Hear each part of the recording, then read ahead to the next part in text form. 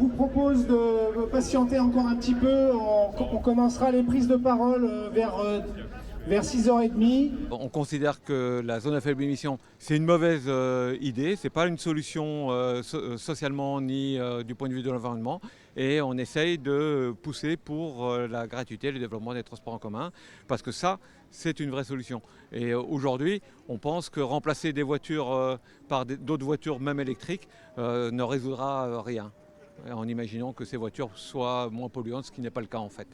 Sur la question de la pollution, on a un problème, c'est que les vignettes critères, elles mesurent la pollution du véhicule donnée par les constructeurs en termes de nanoparticules, de NO2, etc. Mais par exemple, elles ne mesurent pas le CO2. Or, aujourd'hui, 40% des nouveaux véhicules sont des SUV, c'est-à-dire des véhicules qui pèsent nettement plus lourd. Et le poids fait que ces véhicules polluent nettement plus que les véhicules qu'on prétend mettre à l'écart. On est dans une situation où c'est les milieux les plus populaires qui ont le plus besoin et qui en fait roulent le moins, qui vont se voir appliquer des contraintes, et ceux qui roulent beaucoup ou qui ont des véhicules plus gros et qui polluent le plus, qu'eux vont avoir l'autorisation de rouler. Donc on est dans une incohérence environnementale, en plus d'être dans une injustice sociale. Pourquoi devant la métro? Eh ben, pour ceux qui ne le savent pas, alors déjà elle a déménagé, elle était au forum, maintenant leurs nouveaux locaux sont en partie ici, notamment le conseil communautaire.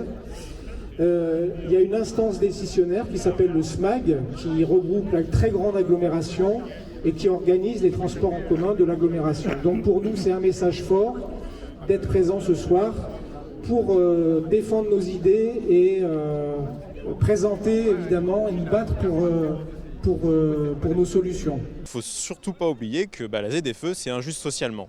Pourquoi c'est injuste socialement? Surtout parce que aujourd'hui, les critères 5, c'est les voitures les plus vieilles, on va dire les plus moisies, et c'est les personnes qui ont le moins de moyens, les personnes les plus précaires qui se retrouvent avec ce genre de véhicule et qui donc demain, à partir de 2023, ceux qui auront des critères 5 ne pourront plus circuler dans les 13 communes de la ZFE de la métropole grenobloise, et donc ils se retrouveront coincés, ils ne pourront pas aller bosser, ils n'auront pas de transport en commun qui seront mis à disposition pour eux pour pouvoir aller travailler.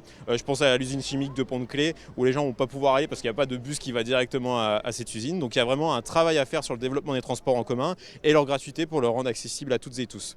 Pour atteindre les objectifs en 2050, il faudrait multiplier par 2 les transports collectifs, les transports en commun, et atteindre la neutralité carbone en 2050.